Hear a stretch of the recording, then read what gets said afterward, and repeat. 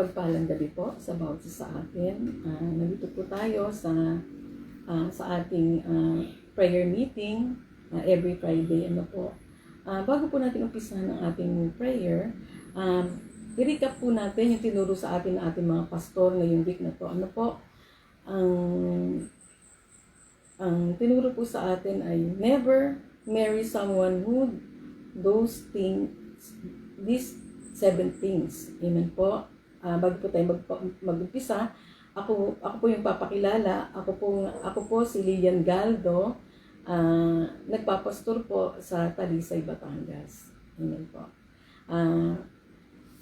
Number 1 po, never marry someone who disrespect God's authority in their life. Ito po tinuro ni Pastor Andrew. Number 2 po, never marry someone who was never taken responsibility for their own actions. Ito po tinuro ni Pastor Marlon Castillo, never marry someone who shows you contempt. Number 4 po, never marry someone who uses isolation as a tool of control. Ito po tinuro ni P1 o Pastor Ayan, never marry someone whose character is completely different. Number 6 po, never marry someone who refuses to grow. Tinuro po ni Pastor Mulo. Number 7, do not marry someone who does not value your calling. Amen po. Ito pong mga tinuro sa atin, ito po ay magsisilbing warning o paalala po sa mga nagbabalak mag-asawa or mga single po na gusto na rin pong magkaroon ng partner. Kami po ay may mga pamilya na rin po. To God be the glory, ando na po yung time na dumating na po yung time na nalagpasan po namin yung mga matinding pagsubok na bilang mag-asawa ay hindi po biro. Amen po. Sabi nga po ni Pastor Andrew na pag-aasawa ay hindi parang kaning isusubo na pag napaso ay iluluwa. Amen po. Hindi po pwede yung kinilig pero hindi nakinig. Amen po. Ang dami pong mga paalala sa mga nagbabalak na lumagay sa tahimik. Pero dapat po talaga maging aware ka, maging handa ka. Amen po.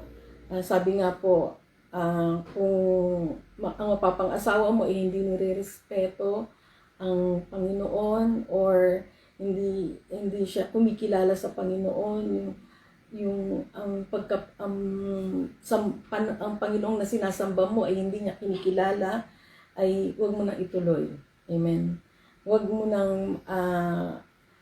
na tong bibigyan pa ng dahilan na ay hindi, maboborn again din naman yan eh. Amen po.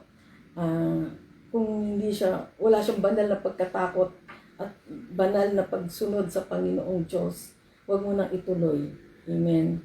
Huwag ka nang magpakasal sa ganitong tao dahil magiging tinik lang siya. Sabi nga ni Pastor Andrew, magiging tinik lang siya sa magiging future mo sa ministry. Hindi mo siya hindi siya makikipagbuhatan. Magiging pabigat lang siya. Amen. Kaya iwasan mo na mapunta kayo dun sa lifetime. Kasi ang marriage ay lifetime na yan, commitment. Kaya dapat maging aware ka, sabi nga, humingi ka ng advice sa pastor mo. Wag kang hindi hingi ng counsel, magpa-counsel sa pastor mo, una sa Panginoon. Amen po. Number 2 po, never marry someone who was never taken responsibility for their own actions. Amen po. Ito po yung may nagawa siyang kasalanan pero hindi siya umaamin. Andun pa rin yung pride niya. Hindi magandang kasama yun sa panghabang panahon, panghabang buhay. Dahil hindi siya marunong tumanggap ng pagkakamali. Amen. walang humility sa heart. Amen. Hindi siya marunong magpa-correct, hindi siya marunong magpa-submit. Amen. Kaya never marry someone who was never taken responsibility for their own actions. Amen po. Sabi nga, kung di siya marunong magsisi, tatagal, hindi maganda yung pagsasama. Hindi magiging maganda yung pagsasama ng kung itutuloy pa. Amen. Number 3 po, never marry someone who shows you contempt. Ito po yung tinuro ni Pastor Marlon Castillo na mawawala ang kapayapaan mo. Amen. Dahil siya ay mataas. Ibig sabihin, hindi siya yung ugaling nang-iinsulto. Yung contempt, pag-iinsulto. Amen. Kung iniinsulto niya yung paglilingkod mo, yung ginajudge niya yung paglilingkod mo, yung ministeryo na pinagkatiwala sa ng Panginoon, minamaliit niya. Amen. Dapat hindi ganun. Umiwas ka sa ganung klaseng relasyon na hindi siya marunong magsalita ng maayos. Nag-iinsulto siya. Amen. Ang kalakip ng pag-insulto ay galit. Magagalitin, maiinitin ang ulo. Amen. Gaya ni Milka. Amen. Na hindi nagkaanak dahil ininsulto niya yung pagiging pagpupuri ni David sa Panginoon. Amen. Number 4 po. Never marry someone who uses isolation as a tool of control. Ito po yung tao na ina-isolate niya yung sarili niya. Amen. Gusto niya kinukontrol ka niya. Kukontrolin ka niya. Ang hirap nitong makasama panghabang buhay. Amen po. Na nakumukontrol. Ang pagkukontrol ay hindi galing sa Panginoon. Ang nangungontrol ng mapapang-asawa ay kukontrolin niya ang buhay mo, hindi ito sa Panginoon. Amen. Iwasan mo ang ganung tao. Number 5 po, never marry someone whose character is completely different in private and in public. Ito yung magaling lang, mabait lang sa ibang tao, sa karamihan, mabait lang siya. Pero pag kayong dalawa na lang, lumalabas na yung ugali, tunay na kulay niya. Amen po. Nandun na makikita mo na kung anong ugali niya, na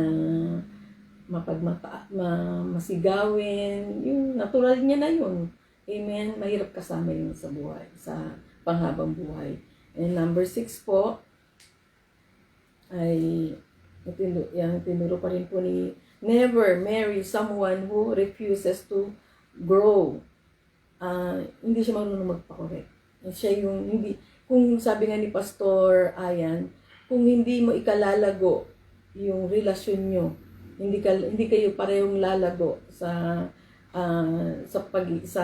relasyon yung dalawa, sa relasyon yung dalawa, wag mo nang balakin na magkatuluyan kayo dahil hahatakin ka lang niya pababa. Hindi ka mag-grow spiritually hanggang sa mapalayo ka na sa Panginoon. Amen. Dahil hindi niya gusto na yung ginagawa mo, hindi niya gusto yung may ministry ka at uunahin mo ang Panginoon. Ang gusto niya, siyang iunahin mo. Amen. Papipiliin ka niya. Siya o ang Panginoon. Siya o ang ministry mo. Amen. Last po, number 7, sabi nga po tinuro po ni Pastor Mulo, do not marry someone who does not value your calling. Kung hindi naman kayo magkakasundo, umpisa pa lang ng relasyon nyo, hindi na kayo nagkakasundo, what more pa kung magpapakasal kayo. Amen. Ito po yung advice ko po na kung mag-aaydo ka, bago ka mag-aaydo, balikan mo tong tinuro na to. Now, na never marry someone who there are 7 things. Amen. Balikan mo to na ikaw na nagbabalak na magpakasal, ikaw na may plano magpakasal, ulit-ulitin mo to, itong topic na to. Amen po. Yun lamang po. Ito po si Pastor Toto. Pagpalang gabi po sa bawat isa. Ako po si Kuya Toto Reyes. Ako po ang naatasan po na magpastor sa Rema Tanawan. Magandang gabi po. At ang ganda-ganda po ng topic natin po, ng nakalipas na araw, at ito po yung Never Marry Someone Who Does These 7 Things. Sigurado po ako, yung pong karamihan po, lalo yung mga wala pang asawa at nagpaplano mag-asawa, ay talagang nakinig ng mabuti. At praise the Lord po, at naituro po ito sa atin po. At sabi nga ni Pastor Andrew, huwag kayong babase sa standard natin, kundi sa kalooban ng Diyos. So yun po, ang ganda po nun nung sinabi ni Pastor Andrew. At sinabi rin po ni Pastor Ryan Kaina, ay sabi nga po ng mga pastor natin, ang pag-asawa hindi gaya ng mainit na kanin na pag napasok ka, pwede mo lang iluwa. Hindi po ganun. Dahil ang pag-asawa po, ito po ay panghabang buhay. At hindi lahat ng napapangasawa ay galing sa Diyos. At hindi lahat ng nagpapakilig sa iyo ay galing sa Diyos. At may malaking consequence po ang maling desisyon. Tandaan po natin yan.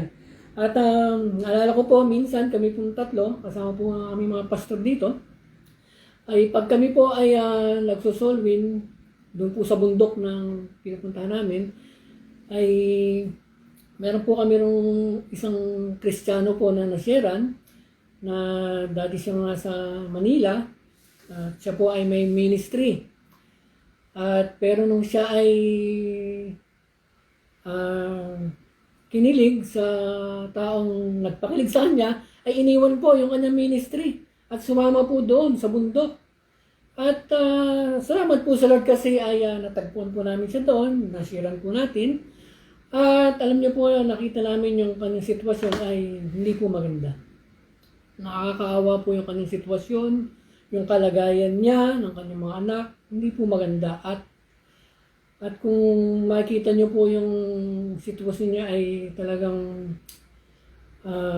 tatanim po sa inyo yung mga bagay na mga maling desisyon. Minsan, nadat na namin siya, may black eye po sa mata. Siya pala ay sinasaktan ng kanyang asawa.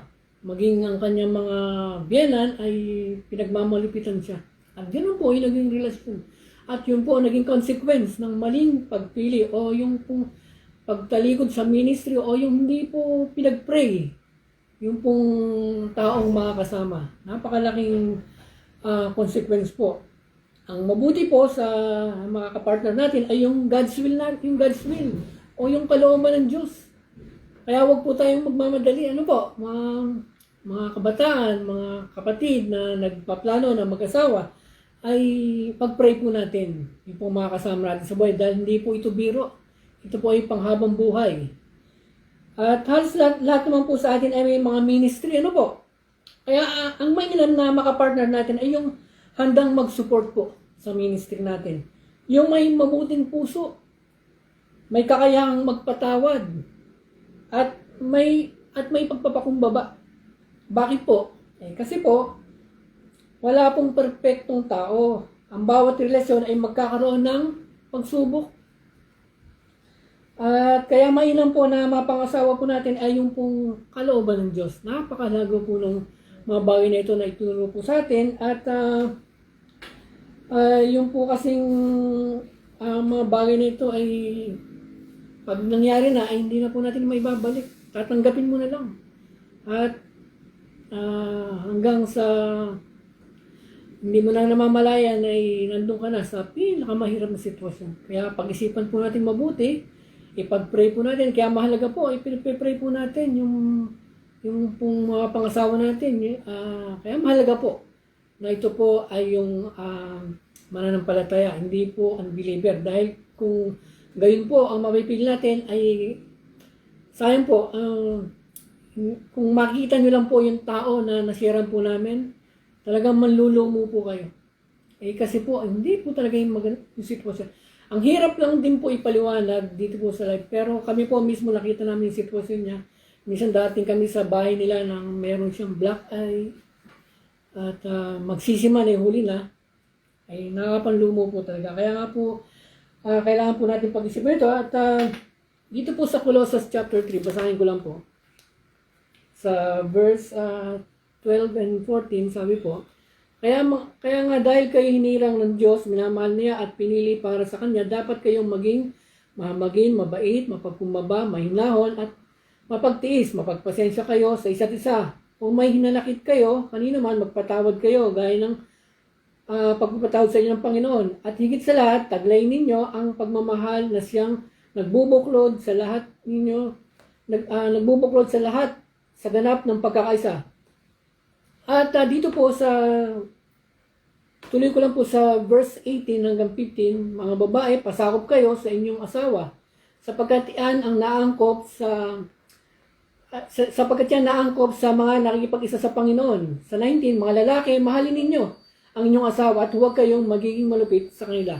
So ito po yung mga bilin ng Diyos, ito po sa Bible na dapat po natin tandaan na po. Dahil po kasi ang pag-asawa, sabi nga po, pang mag-asawa ay lalagay sa tahimik.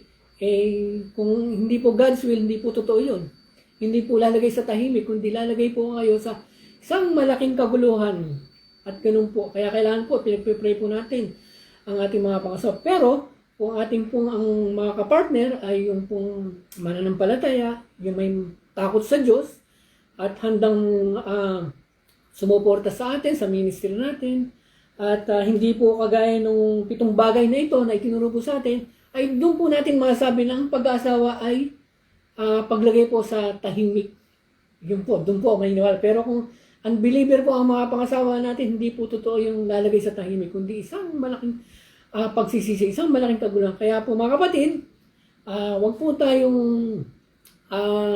magkakamali at ipag-pray po natin. Yun po ang tamang gawin natin, ipag-pray po natin. At kung ipag-pray po natin ito, nandun po yung katiyakan na ang Diyos po itutugon sa mga panalangin natin.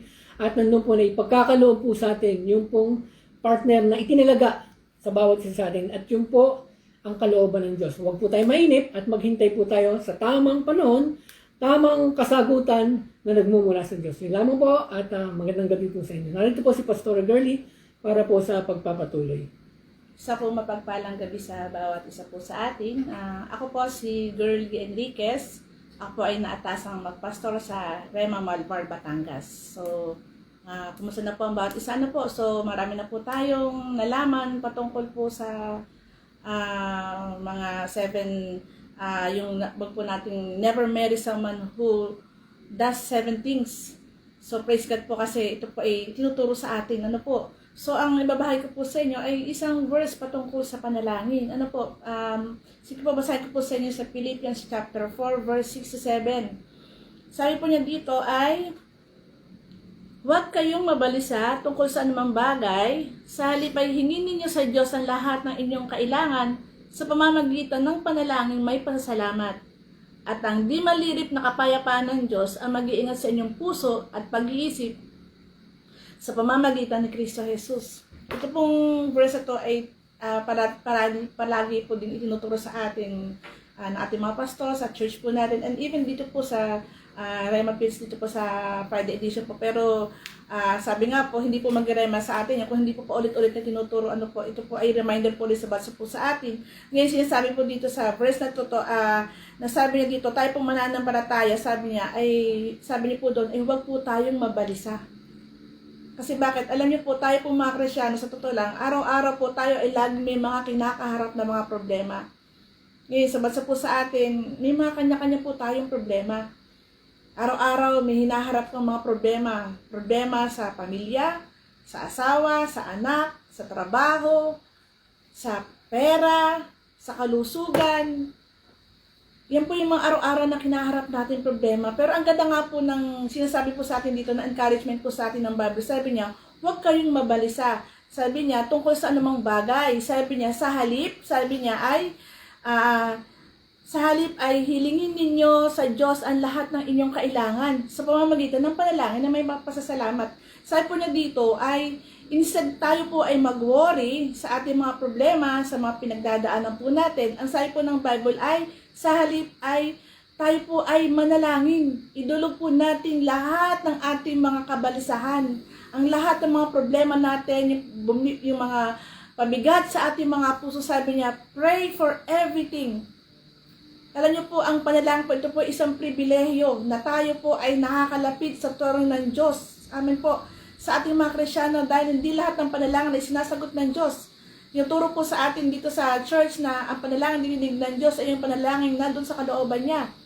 Kaya tayo po, nandun ang confident natin na ano man hingin natin sa Ama, ito yung pagkakaloob niya. Ngayon sabi po niya dito, pray for everything. Lahat po ay idulog natin sa Panginoon, lahat ng mga problema natin. At instead na tayo po ay mag-worry, kasi alam niyo po, minsan may mga times po talaga na nawawala ka ng sarili, nakafocus ka na doon sa problema. Hindi mo na a-anticipate na kailangan ko manalangin, kailangan ko itong ipag-pray, ipag-travail. Ngayon sabi niya dito, kailangan mo ipanalangin na panalangin may pasasalamat. Amen. Kung hindi po ito basta panalangin lang, sabi niya dito, panalangin may pasasalamat. Ano po ba yung ibig sabihin nun? Siyempre, pag tayo po nanalangin, dapat nandun lagi po yung gratitude po natin sa Panginoon. Na every time na nadudulog ka sa kanyang trono, nandun lagi yung gratitude ng ating mga puso na pinasasalamatan mo ang Diyos sa lahat ng kabutihan niya. Kasi alam niyo po, may mga times na kapag punong-puno na po tayo ng problema, andun na nagrereklamo ka, nagtatanong ka sa Diyos, kinu-question mo ang Panginoon na, Lord, bakit nangyari to? Pero hindi po natin na-anticipate na, Lord, salamat. Salamat kahit dumadaan ako sa ganitong problema, nandyan ka pa din, hindi mo ako iniiwan. Amen po. So ito po yung tinuturo sa atin ng Bible. Sabi niya, huwag kayong mabalisa tungkol sa anumang bagay, sa halip ay hingin ninyo sa Diyos ang lahat na inyong kailangan sa pamamagitan ng panalangin may pasalamat. Ano po ba ang kailangan natin? Ano po ba ang pinagdadaanan natin? Ano po ba yung mga pinoproblema natin? So every time na tayo po ay mananalangin, kailangan meron kang pangako ng Diyos sa pinangahawakan na, Lord, salamat sa 1 Peter 2:24 na pinangako mo sa kagalingan namin. Lord, salamat sa Philippians 4:19 na pinangako mo na isusupply mo ang lahat ng mga pangangailangan namin sa araw-araw. Ibibigay mo sa Diyos yung solusyon sa problema mo. Amen po. So, sa bawat paglapit po natin sa ating Panginoon, dala-dala mo yung solusyon doon sa problema mo. Ano ba yung mga problema na pinagdadaanan po natin ngayon? Lord, salamat sa maayos na pamilya. Ang sabi po salamat po sa Jeremiah 29:11. Na ipinangako mo sa pamilya ko, sa mga anak ko. Amen po. Dala-dala mo yung solusyon. Hindi yung nagreklamo ka sa Panginoon na, Lord, bakit ganito? Bakit? Kung kailan ako naglingkod sa'yo, bakit? Kailan puno-puno ang problema, yung nararanasan ko. Dito ko po sabi niya, sa pagdulog po natin sa Panginoon, sabi niya, pray for everything. Idulog mo sa Diyos ang lahat ng problema mo. At sa pagdulog mo sa Panginoon, dala-dala mo yung solusyon doon sa problema mo. Dala-dala mo yung pangako ng Diyos. Ibibigay mo sa Diyos, Lord, salamat po. Salamat po sa doon po sa kaligtasan ng pamilya ko. Amen po. So sabi po niya dito, after po na maidulog mo sa Panginoon yung lahat ng mga kahilingan mo, andun yung panalangin na may pasalamat nyo, ang pangako po ng Bible, sabi niya, at ang di malirip na kapayapaan ng Diyos, ang mag-iingat sa inyong puso at pag-iisip sa inyong puso, sabi niya, ang di malirip na kapayapaan ng Diyos, ang mag-iingat sa inyong puso at pag-iisip sa pamamagitan ni Kristo Jesus. Yun po ang promise ng Panginoon. Alam niyo po, pag po tayo nag-pray, hindi po pinangako ng Bible na tatanggalin niya ang problema. Ang pangako ng Diyos, ibibigay ng Panginoon yung peace, yung supernatural peace. Ano po ba yung supernatural peace? Ito po ay kapayapaan na hindi kayang ibigay ng mundo. Alam niyo po, may mga tao na hindi nila nakayanan ang problema ay napapakamatay po sa excuse po. Suicide po sila. May mga tao naman po na kapag may mga punong-puno ng problema, sila po ay nagiinom. Para lang po maibsan minsan yung kanilang problema. Pero praise God po, tayo pong mga Kristyano, binibigyan tayo ng Panginoon ng supernatural peace, yung supernatural calmness. Ang sabi niya, ito yung kapayapaan hindi kayang unawain ng mundo. Kaya ito yung pangako ng Bible na once na idinulog mo sa Panginoon ang lahat ng problema mo, dahil hindi naman po tayo ang mag-solve ng ating mga problema. Hindi po natin kayang ayusin ang mga problema po natin. Dahil alam natin na ang Diyos na pinaglilingkuran natin, He is a sovereign God. Siya ang Diyos na may control sa lahat ng bagay. Kaya once na binigay mo na yung lahat, ipinagkatiwala mo na sa Panginoon, ang lahat ng kabalisahan mo, ang lahat ng mga bagay na nagpapatanggal ng kapayapaan mo, ang sabi ng Bible, ibibigay ng Diyos yung kapayapaan na yan. Ang kapayapaan, yung kapayapaan nanggagaling sa Panginoon. Amen po. Alam niyo po, sabi nga po doon sa kanta, with Christ in my vessel, I could smile at the storm. Gaano man yung bagyo sa buhay po natin. Kaya nga po nakakatuwa bakit nga ba sabi nila, ba't yung mga Kristyano, kahit binabagyan ng problema, nakakangiti pa rin. Bakit ka nakakangiti? Kasi bakit? Nararamdaman mo yung kapayapaan doon sa puso mo na binibigay ng Panginoon. Na kahit anong bagyo ang dumating sa buhay natin, nakatayo pa rin po tayo. Alam niyo po, sabi po sa English version, basahin ko po sa inyo. Sabi po niya dito, His peace will guard your hearts and mind as you live in Christ Jesus. Alam niyo po sa ibang translation, yung salita po na guard ay garrison po ang ginamit niya. Ano po ba ibig sabihin ng garrison? Ito po ay military term. So, ibig po sabihin ng garrison, ito po ay troops of soldier. Alam niyo po yung peace na yan sa puso natin, nilalagay ng Diyos. Ang sabi po doon, ang Diyos po ay magpapadala ng mga garrisons of angels para bantayan ang ating mga puso at isipan laban sa mga negative thoughts, laban sa fear, para manatili pa rin po ang kapayapaan sa ating mga puso. Amen po. So kaya nga po, lagi pong natin pinag-aaralan na huwag po tayong tumigil sa pananalangin. Kasi sabi nga po doon, tinuro po sa atin ng last week ni Pastor Aiken, ang panalangin po, ito po ay ating hininga. Amen po. Sige po, tayo po ay mag-worship.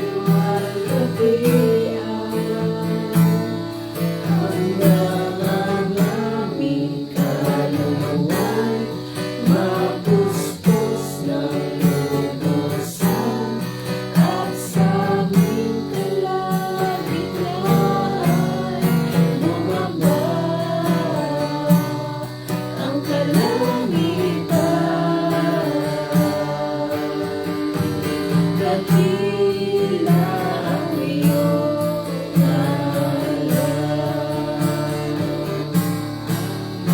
Ang aming kaluluwa'y natustos ng lubusong, at sa aming kalagitnaan bumaba ang kalangitan. Dakila ang iyong ngalan. Dakila ang iyong ngalan. Ama, sa pangalan ng Diyos, maraming pong salamat, O Diyos, O Lord God. Salamat po sa tinuro mo, O Diyos, O Lord God, sa oras na ito, Lord God. Dalangin namin ito'y matanim sa aming mga puso, O Lord God, at maipamuhay namin, Lord God, sa aming pang-araw-araw na buhay. At dalangin namin, Lord God, na patuloy magpakorek pa rin po kami, O Diyos, O Lord God. At Lord, hanggang sa ma-refine, Lord God, ang character namin, Lord God. Lord, patuloy na ayusin mo yung attitude namin, O Lord God. Lord, tulungan mo kami, O Diyos. Hindi namin kayang baguhin ang sarili namin, Lord God. Ikaw lamang po ang tanging makakapagbago sa ugali namin, Lord God. Makapag-ayos ng buhay namin, O Diyos, O Lord God. Lord, marami pong salamat, O Diyos, O Lord God. At gayon din po, Lord, at nililift up po namin, Lord God, ang aming mga leader, Lord God, Lord, sa pamumuno ni Pastor Boy, O Lord God. Lord, dalangin namin, O Diyos, na Lord, yung complete healing sa aming senior pastor, O Lord God. Divine protection, Lord God. Lord, ingatan mo siya, Lord God. Lord, maging palawakin mo, O Diyos, O Lord, yung ministeryo na pinagkatiwala mo sa kanya, O God. At Lord, dalangin namin double portion of anointing, Lord God, kay Pastor Boy, Lord God. At Lord, patuloy, Lord God, na manatili sa puso niya yung joy, O Lord God, sa araw-araw na kanyang buhay, O Lord God. Lord, patibayan po siyang lakas kapangyarihan mo na Espiritu mo na naan sa kanya. At sa pangalan ng Jesus, Espiritu na naglalagay ng sakit karamdaman, kay Pastor Boy, bitawan mo siya sa pangalan ni Jesus. Sa pangalan ni Jesus. Lumayas ka sa pangalan sa buhay ni Pastor Boy, sa pangalan ni Jesus, sa pangalan ni Jesus. Lord Ama, sa pangalan ni Jesus, maraming pong salamat, O Diyos, sa pamagitan ng mga latay ni Jesus, O Lord God. Lord, si Pastor Boy magaling na po, Lord God, mula ulo hanggang talampakan, O Diyos, O Lord God. Lord, salamat po, O Diyos, sa malusog na pangatawan ni Pastor Boy, Lord God. Lord, salamat po sa mahabang buhay, Lord God, ni Pastor Boy, Lord God. At patuloy, Lord God, na gamitin mo siya, Lord, na daluyan ng pagpapala, O Diyos, ang salita mo, O Diyos, Lord God, ang mga pangako mo, O Diyos, O Lord God. Lord, sa buhay ni Pastor Boy, Lord God, Lord, na ihatid, Lord God, ang salita mo, O Diyos, sa bawat isa, O Lord God. Lord, bigyan mo siya ng wisdom and knowledge, O Lord God. Lord, marami pong salamat, O Diyos, O Lord God. Then po, Lord God, yung mga district pastor namin, Lord God, ingatan mo, O Diyos, O Lord God. Lord, dalangin namin, O Diyos, na yung pinagkatiwala mo kung 1,000 churches, Lord God, patuloy, O Diyos, na i-provide mo lahat ng pangailangan, O Diyos, ng simbahan, O Lord, na pinagkatiwala mo po sa bawat district namin, Lord God. Lord, ganyan po, Lord God, sa mga pastor, workers, O Lord God, Lord, patuloy ingatan mo po sila, Lord God. Ingatan mo yung pinagkatiwala mo po sa kanila, Lord God, na ministeryo, Lord God. At dalangin namin, O Diyos, na matupad, O Lord God, ang plano mo, Lord God, sa kanila, O Lord God. Matupad ang pangarap mo sa kanila, O Lord God. Lord, dalangin namin, O Diyos, patatagin mo sila, Lord God, patibayan po sila, Lord God. Lord, gawin mo silang pagpapala sa bawat outreaches na kung saan sila nakadeploy, Lord God. Gawin mo silang daluyan ng pagpapala mo, O Diyos, O Lord God. At Lord, dalangin po namin, O Diyos, Lord God, na sa bawat simbahan na pinagkatiwala mo sa mga pastor namin, Lord God. Lord, nandun, Lord God, maging kasagutan sila, Lord God. Lord, sa mga tao, Lord God, na naliligaw, na, Lord God, na nahihirapan dumadaan sa mga pagsubok na hindi nila kayang lagpasan, Lord God. patuloy na gamitin at palakasin mo po, O Diyos, ang mga pastor namin, Lord God. Lord, upang sila, Lord God, ang magbigay katugunan at kasagutan sa mga tao, Lord God, na naliligaw ng landas at nawawala, Lord God, Lord God, sa buhay na maayos, O Lord God. Naliligaw, Lord God, at nawawala, Lord God. Lord God, sa spiritual, O Lord God. Dalangin namin, O Diyos, O Lord God, yung provision, Lord God, sa mga pastor namin, Lord God. Lord, sa mga renta, sa mga, Lord God, sa lahat ng, Lord God, lahat pangailangan nila, dinidiscern ng puso nila, Lord God. Lord, dalangin po namin, O Diyos, matugunan, O Lord God. Maraming salamat po, O Diyos, patuloy na andun pa rin po yung the joy of the Lord is our strength, O Lord God, sa mga puso ng bawat isa, sa mga pastor namin, Lord God, mga nakadeploy full-time, Lord God, maging part-time, O Lord God. Lord, salamat po, O Diyos, na sa nalalapit na aming mga mid-year camp, O Lord God. Dalangin namin, O Diyos, O Lord God. Lord, ngayon pa lang po, Lord God, nag-expect na po kami, Lord God, ng pagpapala, O Diyos, ng anointing, O Diyos, O Lord God. Lord, yung palalakasin mo na naman po kami, Lord God. Lord God, Lord, yung kasabikan namin, Lord God, Lord, sa nalalapit na mid-year camp, O Lord God, salamat po, O Diyos, Lord God, sa pakiramdam, yung excitement, Lord God, Lord, yung maraming salamat po, O Diyos, O Lord God, yung corporate anointing, Lord God, salamat po, O Diyos, ibubuhos mo corporate anointing doon sa mid-year camp, O Lord God, salamat po, O Diyos, Ama, sa pangalan ng Panginoon Jesus, at ikaw na spirito na nanggugulo sa camp, bitawan mo yan sa pangalan ni Jesus. Binawasak namin ang plano mo sa pangalan ni Jesus. Satanas, lumayas ka sa lugar na yan, sa campsite, sa pangalan ni Jesus, sa pangalan ni Jesus. Lord, Ama, sa pangalan ni salamat po sa maayos at Lord God, katugumpayan, Lord, na tagumpay na gagawin mo, Lord God, na Lord sa mid-year camp namin, Lord God. Salamat po, O Diyos, O Lord God, sa provision, lahat ng pangailangan namin, Lord God, sa sakyan na gagamitin, O Lord God. Salamat po, O Diyos, O Lord God, at sa pag-iingat, Lord God, sa divine protection, Lord God, lahat ng pupunta, Lord God, doon sa camp, O Lord God. Ingatan mo, O Lord God.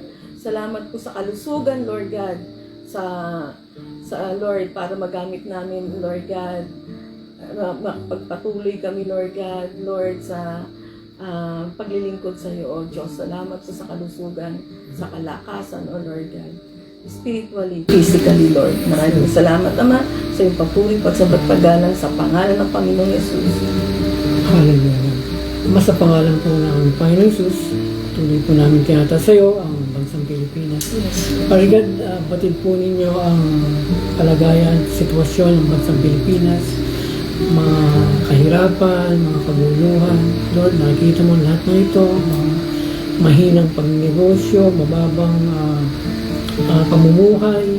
Lord, batid ninyo ang lahat ng ito. At kaya naman, Lord, kami kakaisa, sama-sama kami dumudulog sa iyo na i-transform mo, Lord, yung bansang Pilipinas mula sa kahirapan patungo, Lord, dun sa maayos, masaganang bansa, Lord. Lord, tunay na walang imposible sa iyo. Kaya po, kami po ay dumudulog sa iyo, nagkakaisa at patuloy namin tinataas sa iyo, Lord, ang bansang Pilipinas, Lord, at isaayos mo, Lord, ang ekonomiya ng bansang Pilipinas, Lord, yung kapayapaan, Lord, padaluyin mo, Lord, sa bansang Pilipinas, kaginhawaan, magandang pamumuhunan, pagninegosyo, Lord, yan, Lord, na saganahin mo, Lord, ng bansang Pilipinas, Lord, yan.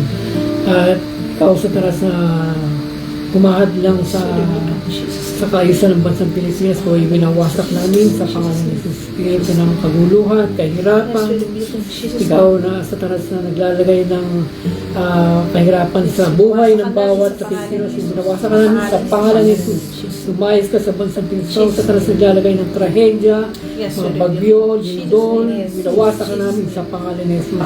Ikaw sa taras na dumaraya sa mga tao sa basang ito, nagbibigay ng pagsusugal, mga maling katuruan, sa pangalan ni Jesus, winawasak ka namin sa pangalan ni Jesus. Sa pangalan ni Jesus, Lord, nagpapadaloy kami, Lord, ng kaayusan, maayos na pamumuhay sa bansang Pilipinas, napapadali kami, Lord, ng kaligtasan, maayos na bansang Pilipinas, Lord, ang patuloy namin, Lord, dinudulugin.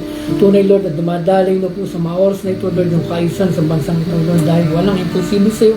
At Lord, kiniklaim na namin, Lord, yung kasaganan sa bansang ito, Lord, kapayapaan, pagmamahalan, tamang pananampalataya, O Lord God. Salamat, Lord, ito po yung nagmumula sa iyo, kaya naman, Lord, magpadala ka pa ng manggagawa sa bansang Pilipinas, O Lord God, Lord God. At napakarami na pong anihin, kaya naman, Lord, dumudulog kami, na ayusin mo ang bansang Pilipinas, O Lord God. Salamat, Lord, at gayon din naman po ang aming gobyerno, Lord, tinataas namin sa iyo, batid po ninyo ang kabuluhan sa gobyerno ito. Lord, dalangin namin, Lord, na bigyan mo ng kayusan ang gobyerno namin, mga namumuno sa amin, Lord, bigyan mo sila ng pusong mapagkumbaba, pusong mahinahon, pusong tapat, Lord, huwag mo hayaan na yung katotohanan ay sirain nila, huwag mo hayaan na baluktutin nila yung katotohanan, huwag mo hayaan, Lord God, na ang masamang gawa ang siyang mangibabaw sa aming gobyerno. Bagkus, Lord God, yung katotohanan, ihayag mo, ayusin mo, turuan mo sila, Lord, na maging maayos sa kanilang pagtatrabaho, turuan mo sila, Lord, mag-humble, turuan mo sila magkaisa, turuan mo sila, Lord God, na magampanan nila, Lord, ang bawat trabaho na iniatang mo sa bawat namumuno sa aming gobyerno. Magmula po sa aming Presidente hanggang sa pinakamabang nanunungkulan, Lord. Tunay na walang imposible sa iyo, Lord God. Kaya naman, Lord, tinataas namin ang bawat nanunungkulan sa gobyerno ito, Lord. Bigyan mo sila ng wisdom, knowledge, so Lord God, ng understanding, Lord God, na pamahalaan, Lord, ang gobyerno ito. Salamat po aming Diyos, kiniklaim na namin, Lord, yung kaayusan ng aming gobyerno. Salamat po, at gayon din naman, Lord, yatas namin yung daily Bible study namin sa Rema Kids, Lord. Salamat sa patuloy na pagsama mo, salamat sa wisdom na binibigay mo, knowledge na binibigay mo sa mga lingkod mo, at hayaan mo, Lord, na magpatuloy ang gawain ito, patuloy mo pagpalain ang bawat araw-araw naming pag-aaral, pagkinig. Patuloy, Lord, na naturuan mo kami. Patuloy, Lord, na samahan mo, Lord, ang gawain ito. Dahil dito po kami natututo, dito po namin ikaw lalong nakikilala, at dito kami lalo, Lord, magpapatuloy na magtiwala sa iyo, manampalataya, at ang dalangin namin, O Diyos, na patuloy na palawakin mo, Lord, ang gawain ito. Salamat, Lord, sa pagsama mo sa aming Bible study, at gayon din naman, Lord,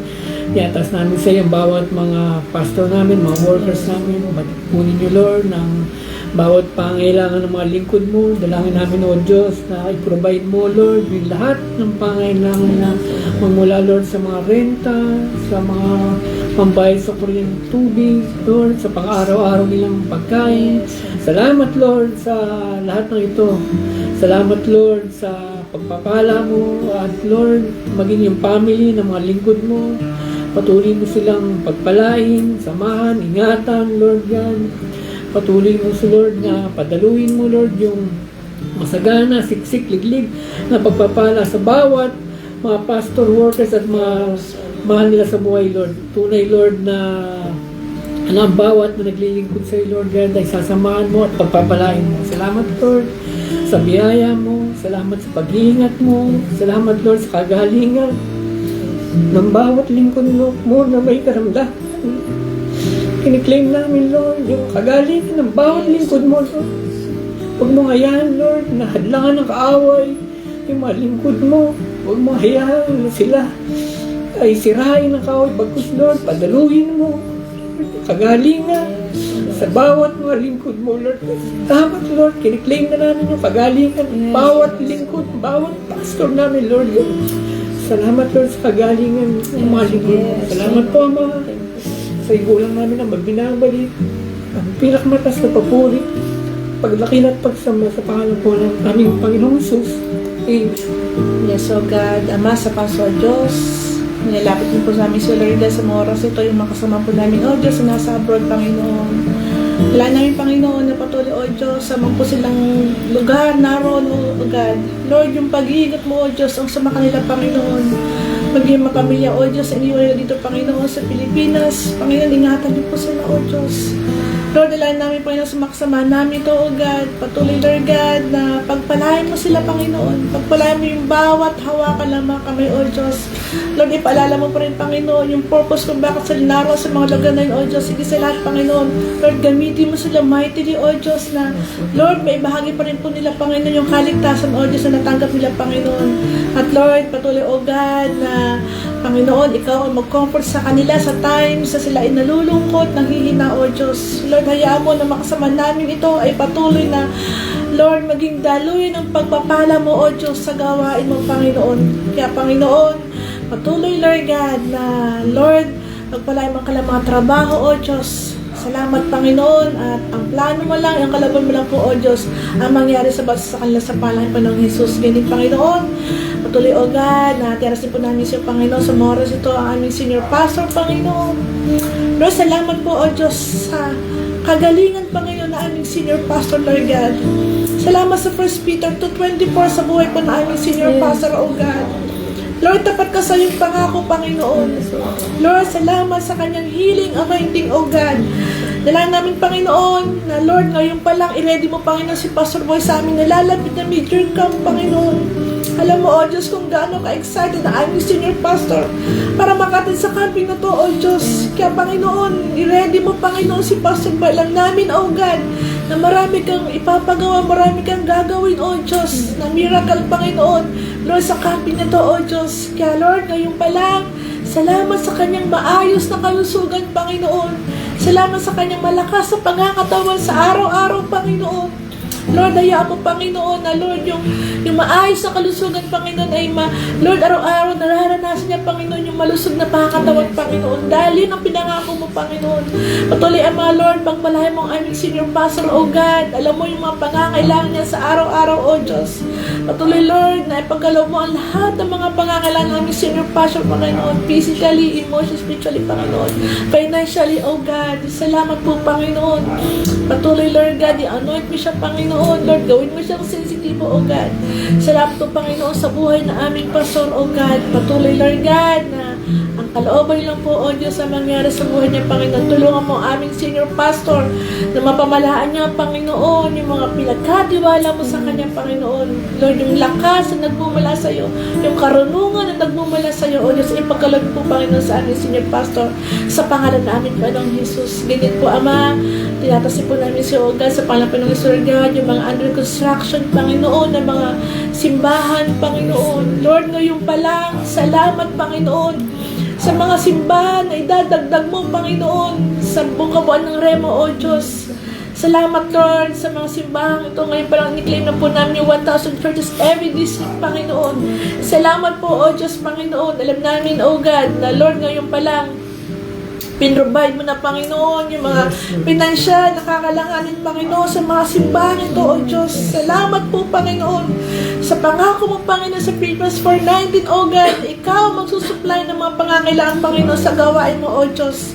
Lord, salamat po, O Diyos, at ang dalangin din po namin, Ama, sa pangalan ni Jesus na Lord, kayo po, O Diyos, ang magpadala ng mga manggagawa mo sa mga simbahan ito, Panginoon. Ngayon pa lang, Lord, pumipo ka ng mga tao na magpapagamit sa iyo, O Diyos, sa mga simbahan ito, Panginoon. Salamat po, O God. Salamat sa mga mapoproduce ng mga future pastor, workers, elders, prayer warriors, givers, O God.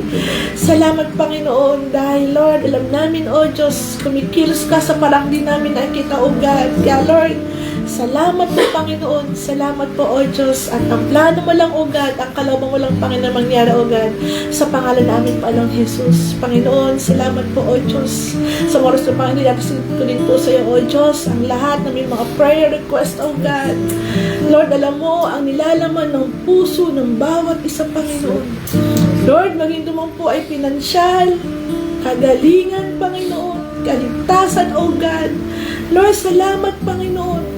Pinadala namin sa iyo, Lord, ng mga solusyon, pang yung mga pinangako mo sa amin, Panginoon. Lord, maraming salamat, O Diyos, dahil alam namin, O God, hindi babalik ang salita mo nang wala kang ginawa, O Diyos. Kaya, Panginoon, salamat, O God, Panginoon, sa kasagutan na aming mga panalangin sa mga oras, O Diyos. Dahil, Lord, nangako po kayo, O Diyos, sa iyong salita, na kung kami po ay mananalangin, manalig po kami, Panginoon, ito po natanggap na po namin. At sinabi mo rin, O Diyos, na may kami sa Ama at ipagkakaloob mo sa pangalan namin Panginoong Jesus. Kaya Lord, maraming salamat Panginoon sa kasagutan na aming mga panalangin sa mga oras ito. Salamat po Ama, binabalik po namin sa iyo, O Diyos, ang pinakamataas na papuri, pagsamba at pagdakila sa pangalan namin Panginoong Jesus. Amen.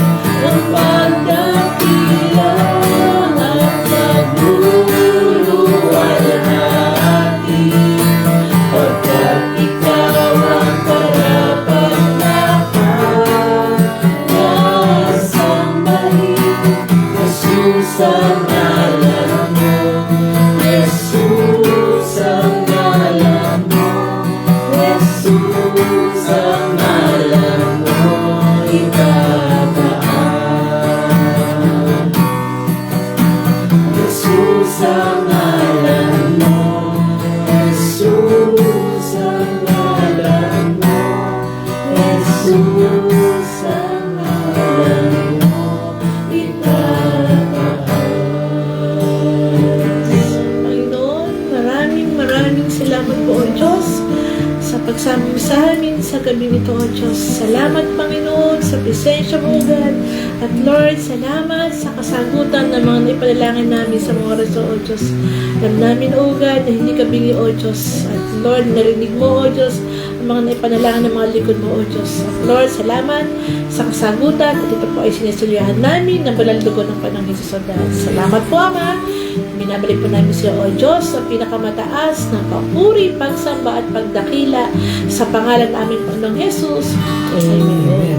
Gabay po. God bless po. God bless po sa bawat isa.